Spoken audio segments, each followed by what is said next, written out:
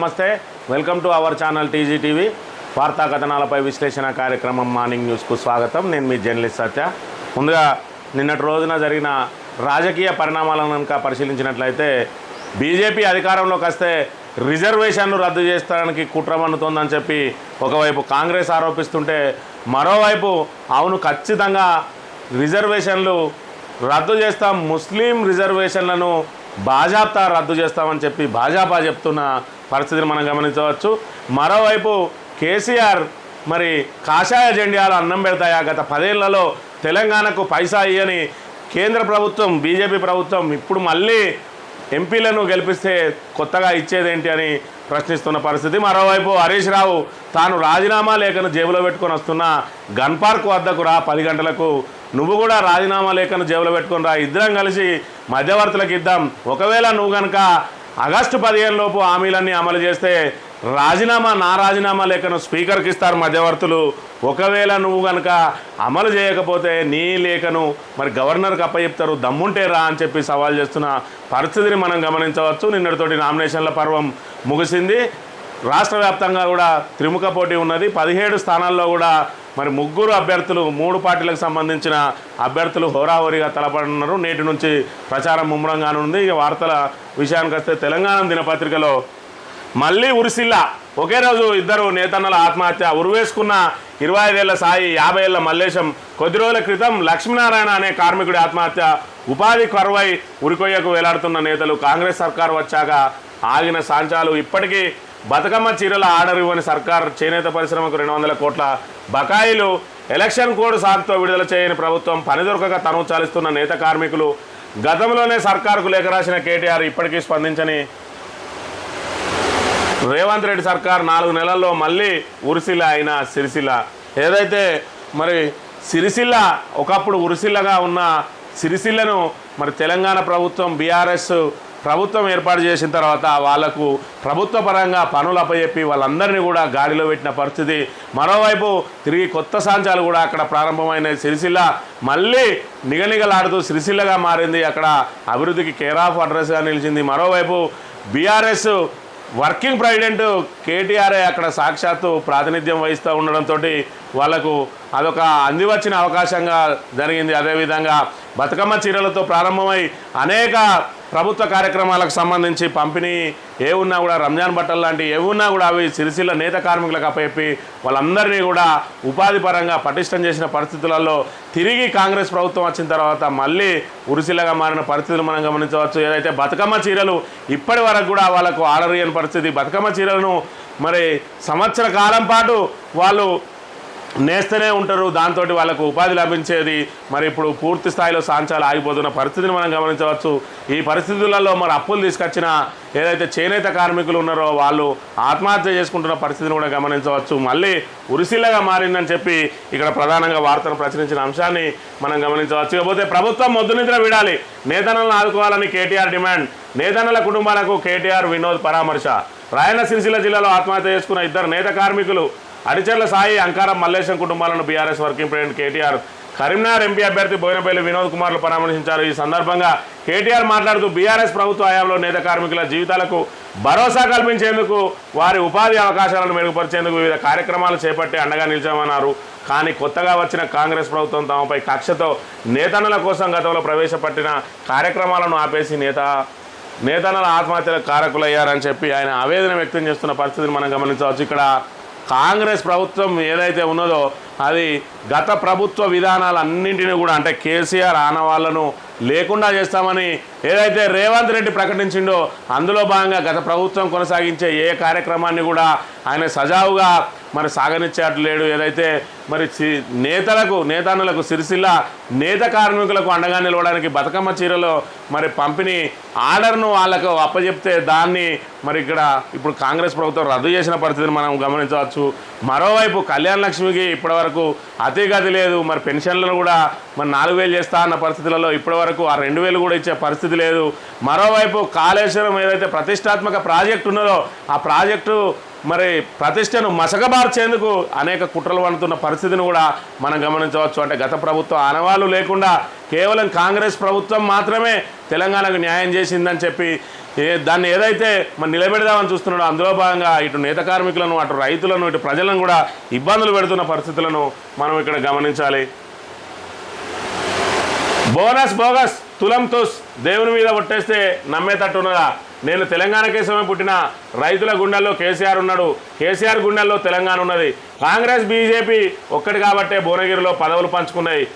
బేటీ బచావో అంటూనే దౌర్జన్యాలు చేస్తున్నారు. దేవుని పేరు చెప్పి బీజేపీ ఓట్లు అడుగుతున్నది. యాదగిరి గుట్ట పేరు చెప్పి ఎప్పుడన్నా ఓట్లు అడిగినామా? ఓట్ల కోసం ఒకరు, ఓట్లతోని మరొకరు మోసం చేస్తున్నారు. అన్న వస్త్రానికి పోతే ఉన్న వస్త్రాన్ని పోయింది. యువత ఆలోచించి ఓటేయాలని చెప్పి ఏదైతే మరి కాంగ్రెస్ ప్రభుత్వం వరికి బోనస్ ఇస్తా అన్నారో అదంతా కూడా బోగస్ అని, అదేవిధంగా కళ్యాణ లక్ష్మికి అదనంగా తులం బంగారు ఇస్తామన్నారో అది కూడా తుస్సుమన్నదని చెప్పి ఈరోజు ప్రజలు నమ్మే పరిస్థితి లేదు. కాబట్టి ఈరోజు దేవుని మీద ఒట్లేసి మరి చెప్తున్న పరిస్థితిని మనం గమనించవచ్చు. దేవుల మీద ఒట్లేస్తే నమ్ముతారా అని చెప్పి, ఇక్కడ నమ్మేటట్టు ఉన్నదా అని చెప్పి, అదేవిధంగా నేను తెలంగాణ కోసమే పుట్టిన, తెలంగాణ కోసం నేను ప్రాణత్యాగానికి కూడా సిద్ధపడ్డా.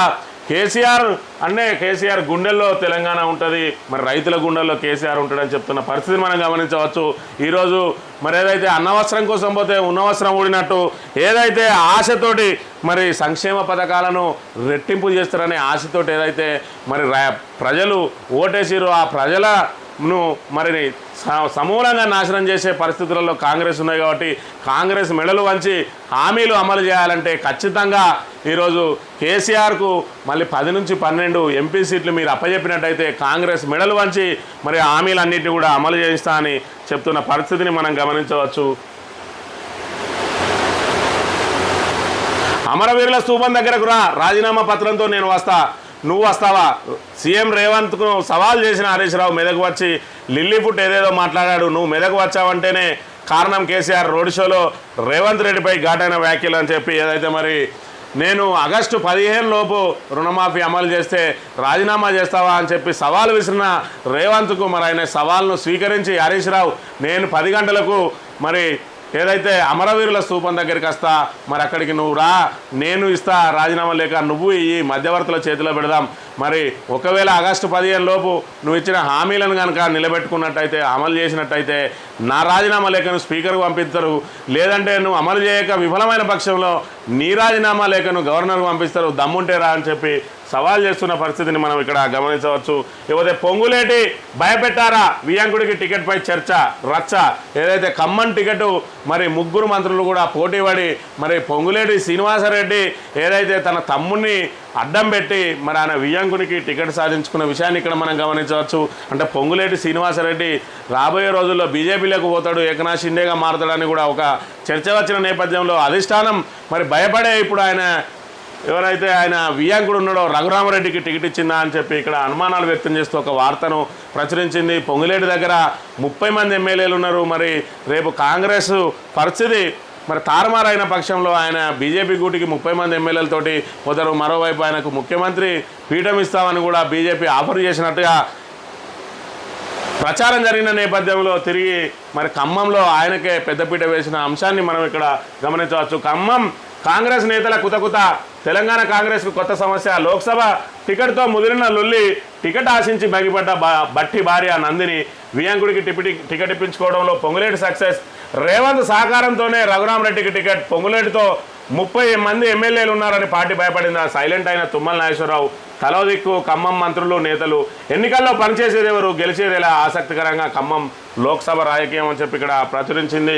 ఏదైతే మా పార్టీకి పట్టుకొమ్మ జిల్లా మొత్తం మా చేతుల్లోనే ఉన్నదని చెప్పి మరి కాంగ్రెస్ ప్రభుత్వం చెప్పిందో, పార్టీ చెప్పిందో, ఖమ్మం సీటు మాదే అని చెప్పిందో ఈరోజు 3 మంత్రులు కూడా పోటీపడి మరి ఏదైతే పొంగులేటి మరి తన ఆధిపత్యాన్ని నిరూపించుకున్నాడో ఇప్పుడు రఘురామరెడ్డిని గెలిపించడానికి మిగతా 2 మంత్రులు కలిసి వస్తారా? ఇప్పటికే ఆయన నామినేషన్కు మరి బట్టి డుమ్మా కొట్టిన పరిస్థితిని కూడా మనం ఇక్కడ గమనించవచ్చు. మరి ఏ విధంగా ఖమ్మం నేతలను సమన్వయం చేసి ఇప్పుడు ఖమ్మం సీటులో మరి కైవసం చేసుకుంటూ చూడాలి. మరోవైపు ఖమ్మ సామాజిక వర్గానికి సంబంధించిన నామా నాగేశ్వరరావుకు బీఆర్ఎస్ సిట్టింగ్ సీటును అప్పచెప్పింది. దాంతో ఇప్పటికే సర్వేలన్నీ కూడా నామా నాగేశ్వరరావుకు అనుకూలంగా ఉన్న నేపథ్యంలో ఇక్కడ ముగ్గురు మంత్రులు మరి తలోదారిలో ఉన్న తరుణంలో ఖమ్మం సీటు మరి హస్తగతం చేసుకోవడం చాలా ఇబ్బందికర పరిణామంగానే మారినట్టు మనం ఇక్కడ గమనించవచ్చుగా. నమస్తే తెలంగాణ విషయానికి వస్తే రాజీనామా లేఖతో నేను వస్తున్న అమరవీరుల శుభం వద్దకు నువ్వు వస్తావా లేదా అని చెప్పి హరీష్ రావు సవాల్ చేసిన అంశాన్ని ప్రధానంగా ప్రచురించింది. 4వ దశకు ముగిసిన నామినేషన్లు ఉపసంహరణకు 29 చివరి తేదీ. తెలంగాణ, ఏపీ సహా 10 రాష్ట్రాల్లోని 96 స్థానాలకు మే 13 పోలింగు. నిన్నటితోటి రాజీనామాల పర్వం ముగిసింది. మరి ఏదైతే ఉపసంహరణ ఏదైతే ఉంటుందో ఆ ఉపసంహరణకు సంబంధించి విడ్రాయల్ 29వ తేదీ వరకు మరి విడ్రాయల్స్ చేసుకోవచ్చు. తర్వాత మే 13 పోలింగ్ ఉన్నది. మన తెలంగాణతో పాటు ఏపీలో అసెంబ్లీ ఎన్నికలు, అదేవిధంగా పార్లమెంట్ ఎన్నికలు కూడా మే 13 జరుగుతాయి. అదేవిధంగా జూన్ 4న మరి లెక్కింపు జరుగుతుంది. ఇకపోతే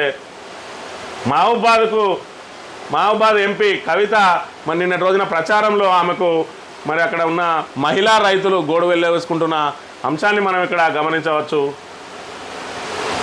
కాంగ్రెస్ను నమ్మి మునిగినం, మళ్ళీ వెనకటి రోజులు వచ్చినాయి, తండాలో నీళ్లు లేవు, వరి పంట మొత్తం పోయింది, మళ్ళీ కేసీఆర్ సారే రావాలి. బీఆర్ఎస్ ఎంపీ అభ్యర్థి కవిత ప్రచారంలో మహిళ ఆవేదన అని చెప్పి ఈరోజు ఏదైతే బీఆర్ఎస్ నాయకులు మరి జనాలలోకి వెళ్తే అపూర్వ స్పందన లభిస్తూ ఉన్నది. అదేవిధంగా ప్రభుత్వ అసంబద్ధ నిర్ణయాల మీద ఎక్కడికక్కడ మహిళలు కానీ, ప్రజలు కానీ, రైతులు కానీ నిలదీస్తున్న పరిస్థితిని మనం గమనించవచ్చు.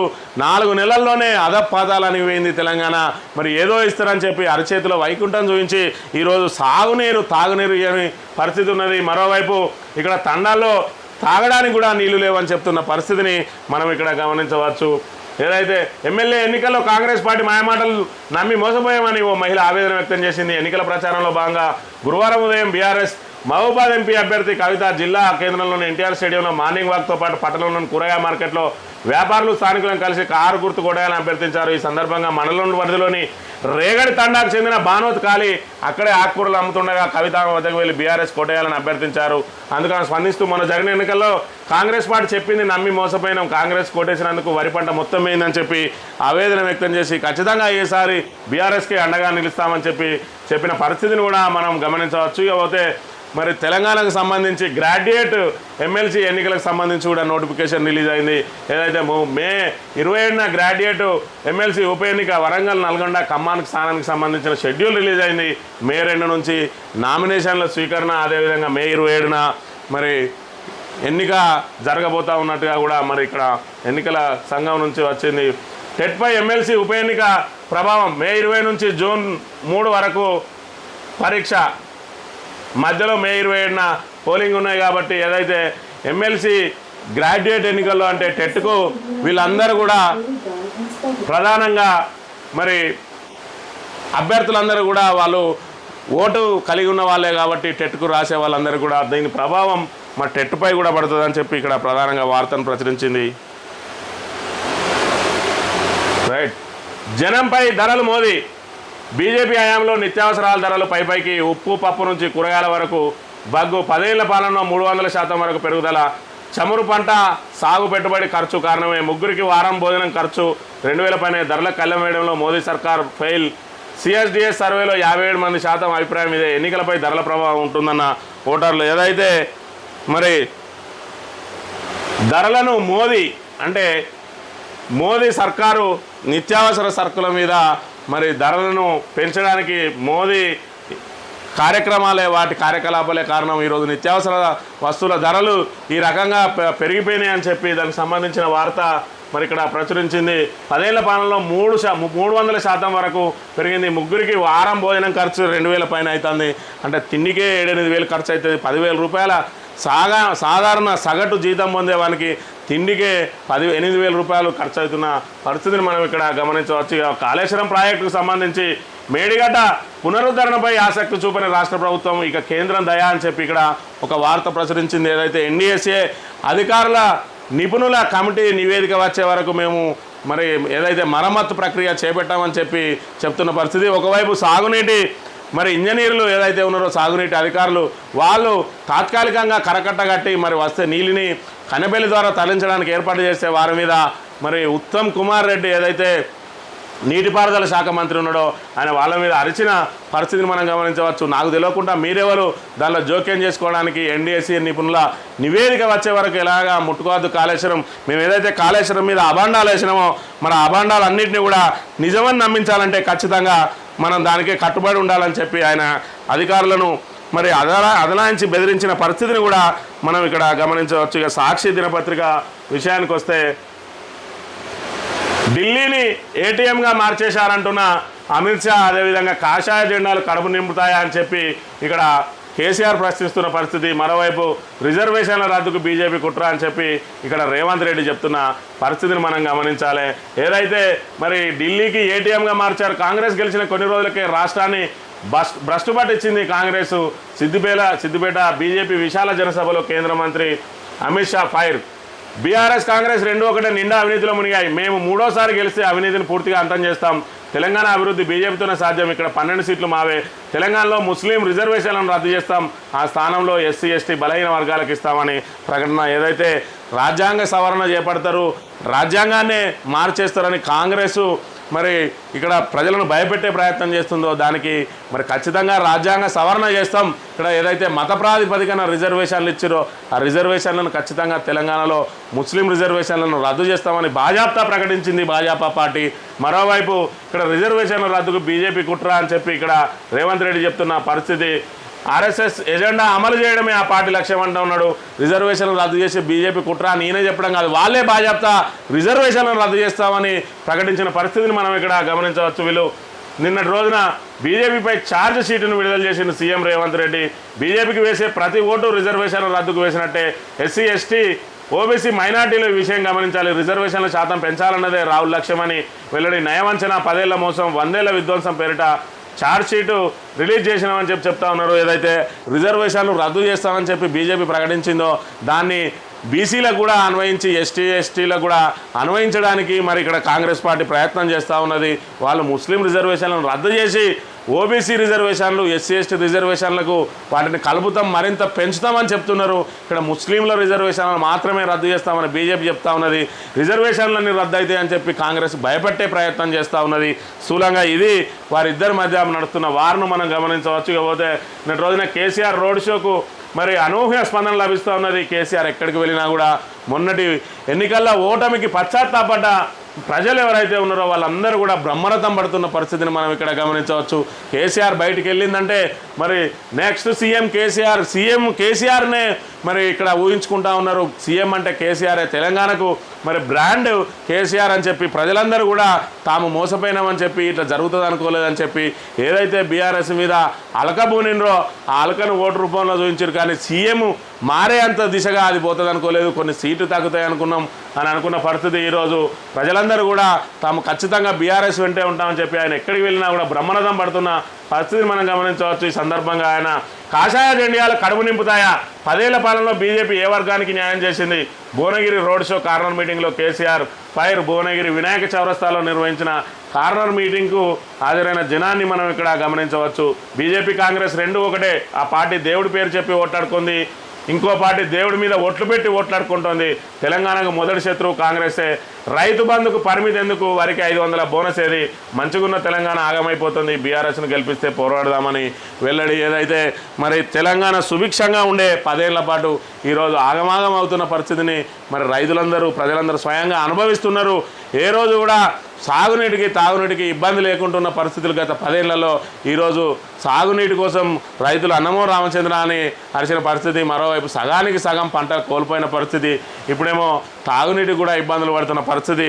మరి ఎట్లుండే తెలంగాణ, ఎట్లయింది తెలంగాణ అన్నట్టుగా తయారైంది. ఇప్పుడు మరి రైతు బంధుకు పరిమితి ఎందుకు, రైతులను పంట పండించే ప్రతి ఒక్కరికి కూడా రైతు బంధు ఇస్తేనే ఈరోజు రైతును రాజును చేయడం లక్ష్యం. ఏదైతే మనం ధాన్యాన్ని పెంచినట్టయితేనే రాష్ట్రం బాగుపడుతుంది.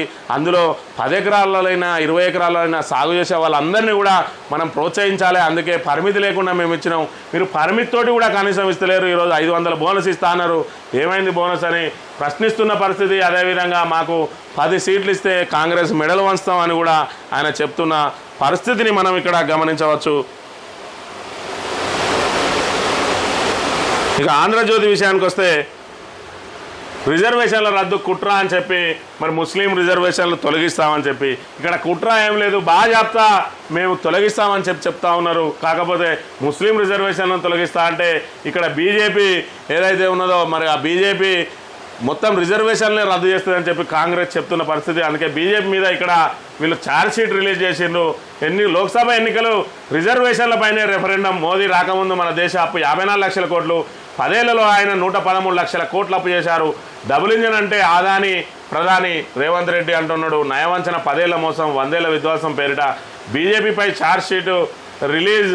బీజేపీ అంటే British Janata party. CM Revanth కంటోన్మెంట్ను గ్రేటర్లో కలుపుతామని హామీ. నేడు పెద్దశంకరంపేటలో జనజాతర సభకు సీఎం అని చెప్పి అయితే బీజేపీ ఏదైతే 400 సీట్లు కోరుతా ఉన్నదో ఆ 400 సీట్లు అంటే ఏదైతే 363 సీట్లు రావాలి, 2/3 మెజార్టీ ఉండాలంటే 545 స్థానాలున్న పార్లమెంటులో 2/3 స్థానాలు రావాలంటే 363 స్థానాలు ఉండాలి. అందుకే అది 370 లక్ష్యంగా పోతా ఉన్నది. ఏదైతే ఆర్టికల్ 370ని రద్దు చేసిందో దాన్ని ప్రజల మది లోపల రిజిస్టర్ చేయడానికి 370 సీట్లు అని చెప్పిపోతా ఉన్నది. 370 సీట్లు కనుక బీజేపీకి ఇచ్చినట్టయితే రాజ్యాంగ సవరణలు చేపడతా అంటా ఉన్నది. ఆ రాజ్యాంగ సవరణలో ప్రధానంగా ఇదైతే ముస్లిం రిజర్వేషన్ ప్రక్రియ ఉన్నదో ఆ ముస్లిం రిజర్వేషన్లను రద్దు చేస్తా అని చెప్తున్న పరిస్థితి.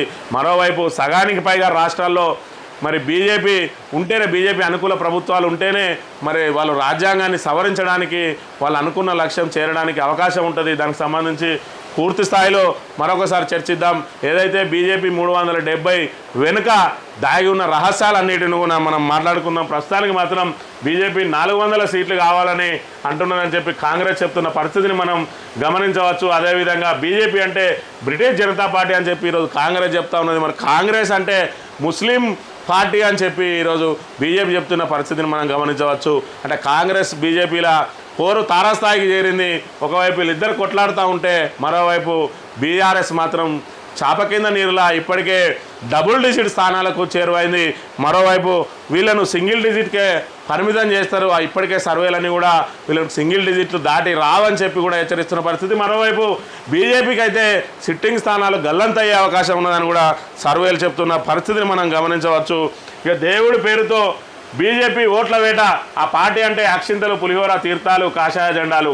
వారి పాలన డొల్లా, దేశం పరువు పోయింది.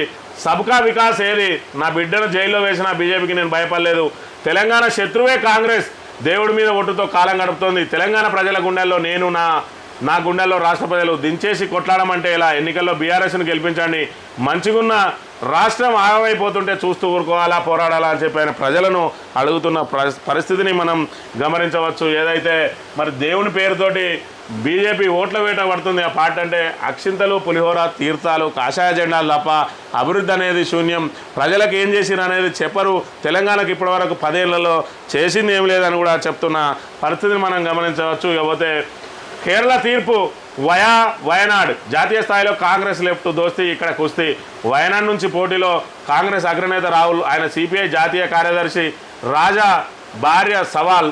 తిరువనంతపురంలో తరూరుపై కేంద్ర మంత్రి రాజీవ్. అలప్పులలో బరిలో మరో కీలక నేత కేసీ వేణుగోపాల్. ఏదైతే మరి ఇండియా కూటమిలో భాగస్వామ్య పక్షమైన సిపిఎం తోటి ఇక్కడ కేరళలో మాత్రం పోటీ పడతా ఉన్నది. కేరళలో మరి సిపిఎం అధికారంలో ఉన్నది. ఆ అధికార పార్టీకి సంబంధించి మరి మిత్రపక్షమైనా కూడా వీళ్ళు సీట్ల పంపిణీలో మరి వీళ్ళ మధ్యలో ఉన్న విభేదాలతోటి ఈరోజు అక్కడ రాహుల్ గాంధీ మరి అక్కడ వయనాడ్ నుంచి పోటీ చేస్తూ ఉన్నాడు. వయనాడ్ నుంచి అక్కడ మరి సిపిఐ జాతీయ కార్యదర్శి రాజా భార్య అక్కడ నిలబడ్డది. వాళ్ళిద్దరికీ సవాల్ ఉన్నది. అదేవిధంగా తిరువనంతపురంలో కేంద్ర మంత్రి రాజీవ్ మీద మరి తరూరుపై అక్కడ పోటీ చేస్తూ ఉన్న పరిస్థితి. అదేవిధంగా అలప్పుల బరిలో కీలక నేత కేసీ వేణుగోపాల్ అని కాంగ్రెస్ నుంచి అక్కడ పోటీ చేస్తున్న పరిస్థితి. ఏదేమైనా మరి ఢిల్లీలో దోస్తీ, ఇక్కడ గల్లీలో కుస్తీ అన్నట్టుగా మారింది వాళ్ళ పరిస్థితి. ఇక్కడ మిత్రపక్షాలుగా ఉండి కూడా పోటీ పడడం మరి వాళ్ళ మిత్రధర్మానికి విరుద్ధంగా ఉన్న పరిస్థితులలో అక్కడ కేరళలో మరి బీజేపీ కొంతవరకు సీట్లను గెలుచుకోవడానికి వీళ్ళ కొట్లాట సహకరించే అవకాశం ఉన్నది. ఇప్పటికి బీజేపీ ఖాతా తెరవని పరిస్థితి ఉన్నది కేరళ. అయినా కూడా వీళ్ళ పోట్లాటతోటి బీజేపీ ఖాతా తెరిచే అవకాశం కూడా ఉన్నది. లేకపోతే ఈనాడుకు సంబంధించి భాజపా అంటే బ్రిటిష్ జనతా పార్టీ అని చెప్పి దానికి సంబంధించి అదేవిధంగా నిన్నటి రోజున 3 ప్రధాన వార్తలకు ఇది ప్రధానంగా మరి అవకాశం కల్పించింది. ఏదైతే ఇది ఇద్దరు సీఎంలు కలిసింది ఆంధ్రాకు సంబంధించిన మరి అంశం. ఉమ్మడి ఆంధ్రప్రదేశ్ ఉన్నప్పుడు కిరణ్ కుమార్ రెడ్డి, రాజశేఖర్ రెడ్డి తర్వాత మరి సీఎంగా నియమితులైన కిరణ్ కుమార్ రెడ్డి, అప్పుడు మరి ప్రధాన ప్రతిపక్షంగా ఉన్న చంద్రబాబులు ఈరోజు మరి కూటమిగా పోటీ చేస్తున్న పరిస్థితి. ఆంధ్రప్రదేశ్లో విచిత్రకరమైన రాజకీయాలు. నిన్నటి వరకు తిట్టుకున్న నాయకులు ఈరోజు కలిసి ఉంటున్న తీరు. ఒకవైపు మరి చంద్రబాబు నాయుడు వదిన పురంధేశ్వరి ఏదో ఉన్నాయో వాళ్ళిద్దరికీ రోజు వైరం ఉండేది. ఈరోజు కూటమిలో భాగంగా వాళ్ళు కూడా కలిసి తిరుగుతున్న పరిస్థితి. వీళ్ళందరికీ కూడా మధ్యవర్తిగా పవన్ కళ్యాణ్ వ్యవహరించి ఈ కూటమిని అందరినీ కూడా ఒక్కతాటి మీదకి తీసుకొచ్చిండు. మరి ఈ ఒక్కతాటి మీదకి తీసుకొచ్చిన పవన్ కళ్యాణ్ మరి కూటమిని విజయ తీరాల వైపు నడిపిస్తాడో లేదో చూడాలి. అక్కడ సర్వేలు మాత్రం వైకాపాకే అనుకూలంగా ఉన్నట్టుగా కనబడతా ఉన్నాయి. కూటమి నేతలందరూ ఒకవైపు, మరి జగన్ ఒకవైపు పోరాడుతున్న దాంట్లో కూటమి విజయం సాధిస్తుందా లేదంటే మరి వైకాపానే విజయం సాధిస్తుందా చూడాలి. ఇకపోతే చేరికల వెనుక కూడికలే కీలకం. నేతలు పార్టీలు మారడంతో బలాబలాలపై ప్రభావం. క్షేత్రస్థాయిలో పట్టున్న నాయకులకు డిమాండ్. ఏదైనా ఎమ్మెల్యే ఎలక్షన్ల తర్వాత ఖచ్చితంగా మళ్ళీ ఎవరైతే మరి బలంగా ఉన్న నాయకులు ఉన్నారో వాళ్ళందరినీ కూడా అధికార పార్టీ తమ హక్కున చేర్చుకోవడానికి ప్రయత్నం చేస్తుంది. అది రాష్ట్రంలో ప్రధానంగా నడుస్తున్నదే. గతంలో బీఆర్ఎస్ ప్రభుత్వం వచ్చినప్పుడు కూడా 2 సార్లు వచ్చినప్పుడు ప్రతిపక్షంలో బలంగా ఉన్న నాయకులందరినీ కూడా అధికార పక్షంలో చేర్చుకున్నారు. ఈరోజు కాంగ్రెస్ పార్టీ అధికారంలోకి వచ్చిన తర్వాత కూడా మరి ప్రతిపక్షంలో ఎవరైతే బలంగా ఉన్నారో అది కింద క్షేత్రస్థాయి నుంచి పైన రాష్ట్ర స్థాయి వరకు కూడా చేర్చుకుంటున్న పరిస్థితి. అందులో భాగంగానే దానం నాగేందర్ను తీసుకొని ఆయనకు సికింద్రాబాద్ టికెట్ ఇచ్చిండ్రు. అదేవిధంగా కడియం శ్రీగారిని తీసుకొని ఆయన బిడ్డకు వరంగల్ టికెట్ ఇచ్చిన పరిస్థితి. అదేవిధంగా రంజిత్ రెడ్డి సిట్టింగ్ ఎంపీని తీసుకొని కూడా టికెట్ ఇచ్చిన పరిస్థితి. మరోవైపు బీజేపీ కూడా ఇక్కడ ఆరూరు రమేష్ను కానీ అదేవిధంగా మరి జహీరాబాద్ నుంచి రాములు తీసుకొని అలా కొడుకు ఇచ్చింది. ఆరూరు రమేష్ ఓడిపోయిన ఎమ్మెల్యేని తీసుకొని వరంగల్ సీట్ ఇచ్చింది. అదేవిధంగా బీఎస్పీ నుంచి ప్రవీణ్ కుమార్ కూడా బీఆర్ఎస్లో చేరి నాగర్ కర్నూలు నుంచి పోటీ చేస్తున్న పరిస్థితి. అంటే ఏదైతే మన అసెంబ్లీ ఎన్నికల సమయంలో ఎటువైపు ఉన్నారో వాళ్ళందరూ కూడా మళ్ళీ తిరిగి ఏదైతే పార్టీకి ఓటేయొద్దని చెప్పి తిరిగిండ్రో ఆ పార్టీ నుంచే నిలబడడం, ఆ పార్టీకి ప్రచారం చేయడం జరుగుతుంది. అందులో భాగంగా పెద్దపల్లి నుంచి మరి సిట్టింగ్ ఎంపీ టికెట్ ఆశించి కాంగ్రెస్లో చేరినప్పటికీ కూడా ఆయనకు మొండి చేయి ఇచ్చింది. దాంతో ఆయన ఇప్పటివరకు కూడా బయట కనబడని పరిస్థితి. మరి ఈ విధంగా రాజకీయాలు నేడు జంపింగ్ జపాంగులతోటి ఈ విధంగా కలకల్లాడుతున్న పరిస్థితిని కూడా మనం గమనించవచ్చు. ఇక స్థానిక వార్తల విషయానికి వస్తే ఉమ్మడి కరీంనగర్ జిల్లాకు సంబంధించి దొంగల మాటలు నమ్మద్దు, కాంగ్రెస్ హామీలు నమ్మి మరోసారి మోసపోవద్దు. రేవంత్ రెడ్డి 6 గ్యారంటీలను అటకెక్కిస్తువి, తులం బంగారం వంటివి, ఇనుపముక్క కూడా ఇయ్యకపోతివి. రుణమాఫీ చేస్తానని దేవులపై ఒట్లు కాదు, నీ భార్యా పిల్లలపై చేయి. 5 ఏళ్లలో బండి 5 కొత్తలు తెలియదు. BRS working president MLA KTR ధ్వజం అని చెప్పి ఏదైతే దొంగల మాటలు నమ్మద్దు, ఇప్పటికే 6 గ్యారంటీలతోటి మరి అమలు చేస్తామని 100 రోజులనే అమలు చేస్తామని చెప్పి ప్రజలను మోసం చేసిండ్రు. మరి ఏదైతే ఆడబిడ్డలకు కళ్యాణ లక్ష్మి పేరు మీద బీఆర్ఎస్ ప్రభుత్వం ₹1,00,000 ఇచ్చిందో దీంతో ప్రజలందరూ కూడా మరి బీఆర్ఎస్ పక్షాన ఉన్నారని చెప్పి వాళ్ళను విడదీయడం కోసం తులం బంగారం ఆశం పెట్టింది. మరి తులం బంగారం కాదు కదా, ఇనుపముక్క కూడా ఇప్పటి వరకు ఈయన పరిస్థితిని మరి ప్రజలందరూ స్వయంగా మీరు అనుభవిస్తున్నారు. ఇంకా వాళ్ళ దొంగ మాటలు నమ్మి మరి కాంగ్రెస్కు ఓటేస్తే మనం ఇంకా అధోగతి పాలవుతామని చెప్తున్న పరిస్థితిని కూడా మనం గమనించవచ్చు. 4 నెలల్లో కాంగ్రెస్ ప్రభుత్వ పనితీరు తేలిపోయింది. కరెంటు కోతలతో రైతులు ఆగమైపోతున్నారు. సాగునీరు అందక పంటలు ఎండిపోతున్నాయి. రైతుల గురించి ఒక్కో మంత్రి ఒక్కో మాట మాట్లాడుతున్నాడు. రైతుల పక్షాన బాధ్యత తీసుకునేవారే కరువైనరు. వచ్చే ఆగస్టులోగా రుణమాఫీ చేస్తానని సీఎం రేవంత్ రెడ్డి దేవులపై ఒట్లు పెట్టడం కాదు, దమ్ము ధైర్యం ఉంటే భార్యా పిల్లలపై ఒట్టే చెప్పాలని చెప్పి మరి ఏదైతే అబద్ధాలు ఆడడంలో మరి ఆరుతేరిన రేవంత్ రెడ్డి ఈరోజు మరి 6 గ్యారంటీల పేరుతోటి అదేవిధంగా 420 హామీలతోటి అనేక అబద్ధాలు చెప్పిండు. ఏదైతే గత ప్రభుత్వం ఇస్తున్నదో దానికే కోత పెట్టిన పరిస్థితి. ఈరోజు రైతు బంధు అనేది మేము రాష్ట్ర వ్యాప్తంగా ఉన్న ప్రతి రైతుకు మరి భేదం లేకుండా ఇచ్చినాం, తనాపర భేదం లేకుండా. ఈరోజు రేవంత్ రెడ్డి కనీసం 5 ఎకరాల వాళ్ళకు కూడా ఇప్పటి వరకు కూడా వేయని దుస్థితిలో ఉన్నాడు. మరి ఈ పరిస్థితులలో ఆయన మరి ప్రజలు నమ్మే పరిస్థితి లేదు. మొన్ననే దొంగ హామీలు ఇచ్చి గెలిచినాం, మరి ఇప్పుడు మళ్ళీ హామీలను నమ్మాలా అని చెప్పి దేవుళ్ళ మీద ఒట్టేసి మభ్యపెట్టే పరిస్థితి చేస్తూ ఉన్నాడు.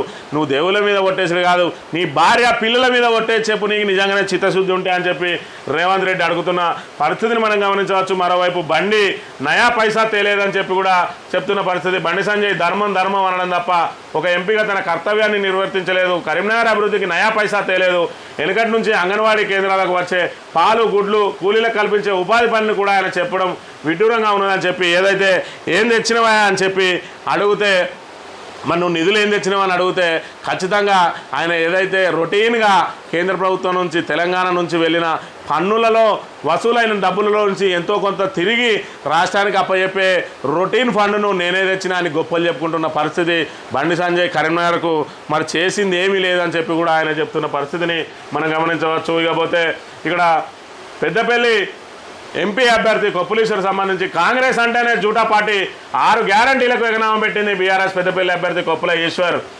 నాకు వ్యాపారాలు లేవు, ప్రజాసేవే లక్ష్యం అంటున్నాడు కొప్పుల ఈశ్వరు. నేను ఈ పార్లమెంటు నియోజకవర్గంలోనే పుట్టి పెరిగిన 26 ఏళ్ళు సింగరేణిలో కార్మికుడిగా పనిచేసిన నాకు ఎలాంటి వ్యాపారాలు లేవు, ప్రజాసేవే నా లక్ష్యం, మీ కష్టసుఖాలు తెలిసిన మనిషిని, మీ మధ్యనే ఉన్న అభివృద్ధి లక్ష్యంగా పనిచేసిన, ఇప్పుడు ఎన్నికల్లో నాకు అవకాశం ఇవ్వండి, అభివృద్ధి చేసి చూపిస్తా అని చెప్తున్న పరిస్థితిని మనం గమనించవచ్చు. నిన్న పెద్దపల్లి మా నియోజకవర్గంలో గొల్లపల్లిలో ఆయన ప్రచారం చేస్తే ఆయన ప్రచారానికి ప్రజలు బ్రహ్మరథం పట్టిన పరిస్థితిని మనం గమనించవచ్చు. మరోవైపు 100 కోట్లు పట్టుకొని తిరుగుతున్న వాళ్ళు ఉన్నారు. వాళ్ళతో పాటు మరి వాళ్ళు కేవలం వాళ్ళ వ్యాపారాలను వృద్ధి చేసుకోవడం కోసం, అదేవిధంగా వాళ్ళు హోదా కోసం ఎంపీగా పోటీ చేస్తూ ఉన్నారు. నేను ఇక్కడే పుట్టిన, ఇక్కడే పెరిగిన, 26 ఏళ్ళు నేను సింగరేణి కార్మికునిగా చేసిన, నాకు కింది స్థాయి మరి కార్మికుల కష్టాల కానుంచి ప్రజల కష్టాలన్నీ కూడా నేను స్వయంగా అనుభవించిన వ్యక్తిని, మరి నన్ను ఎంపీగా గెలిపిస్తే నేను మీకు అండగా ఉంటా, మన సమస్యల పరిష్కారం కోసం పార్లమెంటులో మరి గొంతునైతే ప్రజా గొంతుకనై వినిపిస్తా అని చెప్తున్న పరిస్థితిని మనం గమనించవచ్చు. ఇకపోతే నిన్నటి రోజున పెద్దపల్లి జిల్లా పరిషత్ చైర్మన్ పుట్టా మధుకర్ మరి మంత్రి నియోజకవర్గంలోని చిన్న ఓదాల గోపాల్పూర్లో మరి ఇంటింటి ప్రచార కార్యక్రమాన్ని చేపట్టారు. అందులో భాగంగా ఆయన అబద్ధాలకు care of Congress Peddapalli ZP chairman Putta Madhukar మాజీ ఎమ్మెల్యే కోర్కంటితో కలిసి కొప్పుల తరపున నామినేషన్ మంతని మండలంలో విస్తృత ప్రచారం. అబద్ధాలు అలవికాని హామీలకు కేర్ ఆఫ్ కాంగ్రెస్ అని పెద్దపల్లి జెడ్పీ చైర్మన్ పుట్ట మధుకర్ నిప్పులు జరిగారు. రామగుండం మాజీ ఎమ్మెల్యే బీఆర్ఎస్ జిల్లా అధ్యక్షుడు కోర్కంటి చందర్తో కలిసి పెద్దపల్లి బీఆర్ఎస్ ఎంపీ అభ్యర్థి కొప్పులీశ్వర్ తరపున 4వ సెట్ నామినేషన్ దాఖలు చేశారు. ఆర్ఓ ఆఫీసులో రిటర్నింగ్ ఆఫీసర్ ముజమిల్ ఖాన్కు సమర్పించారు. మంత్రి మండలం చిన్నవోదాల గోపాల్పూర్ గ్రామాల్లో విస్తృత ప్రచారం చేశారు. ఈ సందర్భంగా ఆయన మాట్లాడుతూ మోసపూరిత వాగ్దానాలతోటి అధికారంలోకి వచ్చిన కాంగ్రెస్ మరి ఏదైతే అబద్ధపు హామీలను అమలు చేయలేక ప్రజలను మోసం చేసిందో వాళ్ళకు బుద్ధి చెప్పాల్సిన ఆసన్నమైందన్నారు. కొప్పుల సభలకు ఉప్పెనలా తరలివస్తున్న జనాలను చూస్తే ఆయన విజయం ఖాయమైందని విశ్వాసం వ్యక్తం చేశారు. కాంగ్రెస్ బీజేపీ అభ్యర్థులను ప్రజలు నమ్మే పరిస్థితి లేదన్నారు. ఎన్నికలు వస్తేనే కాంగ్రెస్కు పథకాలు గుర్తొస్తాయని చెప్పారు. ఇప్పటికీ మరి ప్రజలు ఖచ్చితంగా మరి కాంగ్రెస్కు బుద్ధి చెప్పాలంటే కొప్పుల ఈశ్వర్ను భారీ మెజార్టీతో గెలిపించాలని చెప్పి ఆయన పిలుపునిచ్చిన పరిస్థితిని మనం గమనించవచ్చు. మరి అదేవిధంగా మోసం చేసిన అస్తం పార్టీకి బుద్ధి చెప్పాలని చెప్పి ఇక్కడ ఓదెలలో మరి ప్రచార కార్యక్రమంలో పాల్గొన్న బీఆర్ఎస్ అభ్యర్థి కొప్పుల ఈశ్వరు అదే మాజీ ఎమ్మెల్యే మరి మనోహర్ రెడ్డితో కలిసి ప్రచార కార్యక్రమంలో పాల్గొన్నారు. అసెంబ్లీ ఎన్నికల్లో ఆచరణ సాధ్యం కానీ హామీలు ఇచ్చి మోసం చేసిన కాంగ్రెస్కు బుద్ధి చెప్పాలని బీఆర్ఎస్ పార్లమెంట్ అభ్యర్థి మాజీ మంత్రి కొప్పుల ఈశ్వర్ ఓటర్లకు పిలుపునిచ్చారు. ఇక్కడ పెద్దపల్లి నియోజకవర్గానికి సంబంధించి ఇక్కడ మరి అపూర్వ అనుభవజ్ఞుడైన కొప్పుల ఈశ్వర్ ఒకవైపు ఇప్పుడే మరి కేవలం తాత చరిష్మాతోటి తండ్రి చరిష్మాతోటి పెద్దపల్లి పీఠం మా హక్కు అన్నట్టుగా ఎక్కడో హైదరాబాద్ నాన్ లోకల్ నుంచి ఈరోజు వ్యాపారాలు చేసుకుంటూ మరి వ్యాపారాలే ధ్యేయంగా పెరుగుతూ మరి అవకాశాల కోసం పార్టీలు మారుతూ తిరుగుతున్న వివేక్ కొడుకు ఈరోజు మళ్ళీ ఆయన రాజకీయ అరంగేట్రం చేయడానికి మరి 1000 కోట్లు ఖర్చు చేసి అయినా సరే ఆయన గెలిపించుకోవడం కోసం 100 కోట్లు ఖర్చు చేయడానికి మరి వెనకాలని వివేక్ ఈరోజు పెద్దపల్లిని కైవసం చేసుకోవడానికి ఆయన ముందుకు తీసుకొచ్చిండు. ఆయన పారిశ్రామికవేత్త ఏదైతే గడ్డం వంశీకృష్ణ ఉన్నాడో ఆయన పారిశ్రామికవేత్త. కేవలం ఆయన వ్యాపారాలు వృద్ధి చెందడానికి అదేవిధంగా ఆయనకు హోదా ఉండడానికి ఆయన ఎంపీ అధికారంతో ఎంపీగా హోదాతోటి మరి ఎక్కడికి వెళ్ళిన ఆయన పరిశ్రమలు పెంపు చేసుకోవడం కోసం మరి ఆయన ఈరోజు పెద్దపల్లి నుంచి పోటీ చేస్తున్న పరిస్థితి.